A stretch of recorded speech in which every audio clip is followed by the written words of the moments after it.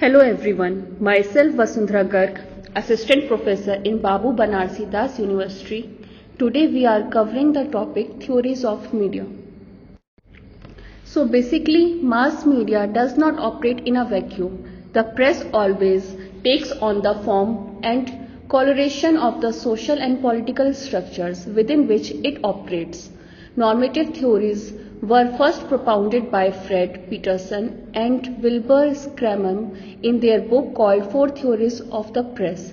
At first, the word normative theory was pronounced in USA during the height of Cold War with communism and Soviet. Often it is called as Western theories of mass media. A normative theory describes an ideal way for a media system to be controlled and operated by the government, authority, leader and public.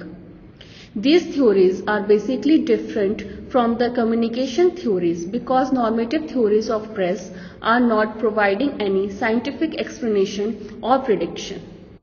So basically there are four theories of media. First one is authoritarian, second is libertarian, third one is Soviet communism, fourth one is social responsibility theory. So now come to the point, what is authoritarian theory?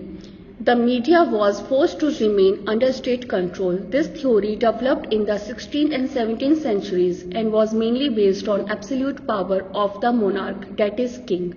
It was essential that the press supports monarchy and couldn't criticize it. Some of its examples are direct government control of media. Second one is no printing that could undermine the established authority. Third one is the government may punish anyone who questions the state's ideology. And last one is registration of the media by the state. The next theory is libertarian theory. This theory is just in contrast to the authoritarian approach to media. The founding father of this theory are Milton, Locke, Mills. It is propounded that the press informs, entertains, sells and helps in discovering the truth. It is free marketplace of ideas where anyone can publish his or her views and expression but cannot defame or be obscene. There shall be minimum check and balance by the government. Other feature of this theory is competitive exposure of alternative viewpoints. Attack on the government's policies are accepted. Journalists and media professionals ought to have full autonomy within the media organization. There is no explicit connection between government and the media. The press is free from censorship.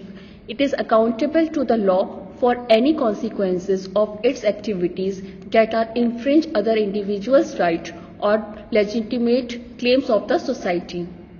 In rebelling against authoritarian theory, early libertarians argued that there should be no laws governing media operations.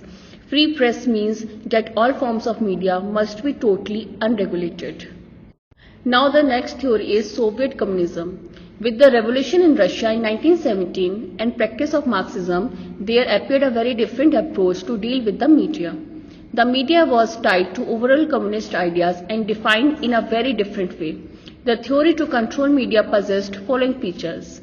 First one is closely tied to the communist ideology. Second one is the media is collective agitator, educator in building of communism.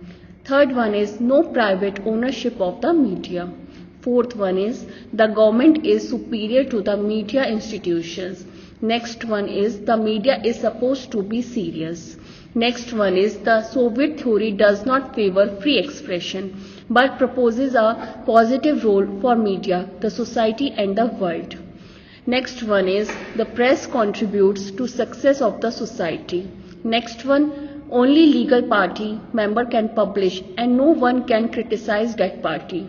The next one is government has influence over the press. Another one is closely tied to a specific ideology, that is the communist. Next one is media organization in this system are not interested to be privately owned. And last one is both the Soviet and the authoritarian acknowledge the government as superior to the media institutions. The last theory is social responsibility theory. This theory keeps certain areas free from the press, but at the same time puts lot of responsibility on media. As discussed in the beginning, that the media is not just seen as an enterprise like other in the business sector of any society, but due to its unique nature, society expects a particular role which media must play in getting rid of social evils, educating people, criticizing government policies, and exposing other wrongdoing in a society. The sense of responsibility has been emphasized more in the theory as compared to any other. The basic premise of this theory is as follows. First one, media has certain obligations to the society. Second one, it must show truth, accuracy and balance. Third one is the media should be free but self-regulated. Fourth one is the media according to theory is pluralistic, diversity of society, various points of view, forum for ideas. Last one is the media ownership is a public trust. Therefore, a journalist is accountable to his audience or readers.